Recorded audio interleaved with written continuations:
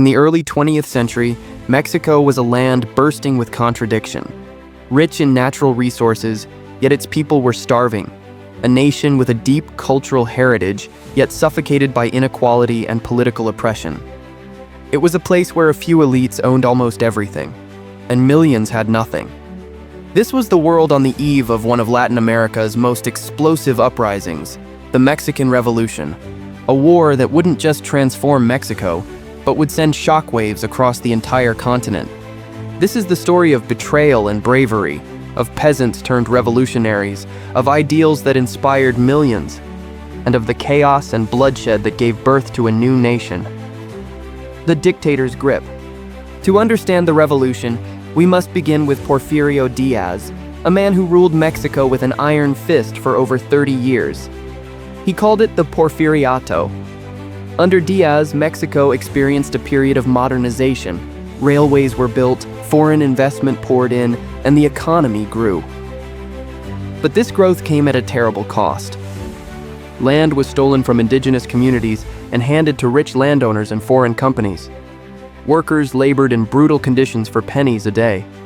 The political system was a sham, with Díaz rigging every election to remain in power. He silenced the press, exiled critics, and crushed any hint of dissent. But eventually, even the strongest grip begins to loosen. In 1910, Díaz made a fatal mistake. He announced he would allow free elections. Among those who took him seriously was Francisco Madero, a wealthy reformer who believed in democracy. When it became clear Díaz wouldn't let him win, Madero called for revolution, and Mexico answered. A nation ignites. On November 20th, 1910, Madero's call to arms sparked what would become a decade-long struggle. The countryside erupted in rebellion. Poor farmers, miners, indigenous people all joined the fight. Among them rose two legendary figures, Pancho Villa, the fearless bandit revolutionary from the north, and Emiliano Zapata, the peasant leader from the south who rallied his followers with the cry, Tierra y Libertad, land and liberty. Each had their own vision of what the revolution should achieve. For Villa, it was about justice and punishing the elites. For Zapata, it was about giving land back to the people. Together, they helped topple Díaz in 1911. Madero became president, and the people hoped for change.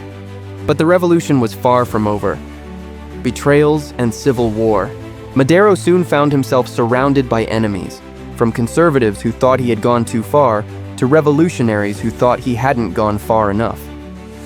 In 1913, he was betrayed and assassinated in a coup led by General Victoriano Huerta, a man whose brutality shocked even his allies.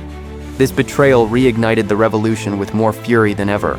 Pancho Villa and Zapata returned to the battlefield, joined now by Venustiano Carranza, another key revolutionary leader. Mexico descended into civil war. Cities burned, families were torn apart, and nearly 1 million people would die in the decade-long conflict. The revolution became not one war, but many. Factions fought not only against the government, but often against each other. Alliances shifted. Leaders rose and fell. Yet through the chaos, the people kept fighting for something bigger: dignity, justice, and freedom. A new Mexico is born by 1917. The tide began to turn. Carranza emerged as a central figure and helped draft the Mexican Constitution of 1917, one of the most progressive documents of its time. It guaranteed land reform, workers' rights, free education, and limited the power of the Catholic Church. It was a bold blueprint for a new kind of nation. But the fighting didn't end overnight. It would take years before true stability returned. Zapata was assassinated in 1919. Pancho Villa laid down his arms, but was killed in 1923. Carranza himself was overthrown and killed in 1920. The revolution devoured many of its heroes, but their legacy lived on. The revolution's legacy. The Mexican Revolution was not just a war for Mexico. It was a warning and an inspiration to the rest of Latin America. It showed that ordinary people could rise up and challenge the powerful. It inspired leftist movements, agrarian reforms, and revolutions throughout the 20th century. It also helped shape Mexico's national identity, one rooted in struggle, pride, and resistance. Out of the revolution came the Institutional Revolutionary Party, PRI, which would dominate Mexican politics for much of the 20th century. Art and culture flourished, with icons like Diego Rivera and Frida Kahlo telling the story of revolution through powerful imagery. But even today, the revolution's promises remain partly unfulfilled. Poverty, inequality, and corruption still plague the nation. Yet, the revolution remains a symbol of hope, a reminder that change is possible, even against overwhelming odds. The Mexican Revolution was one of the most important social upheavals in modern history.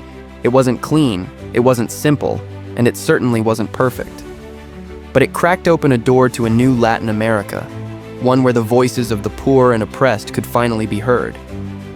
And though the dust has long settled, the spirit of that revolution still echoes, in protests, in movements, and in the hearts of people fighting for justice across the continent.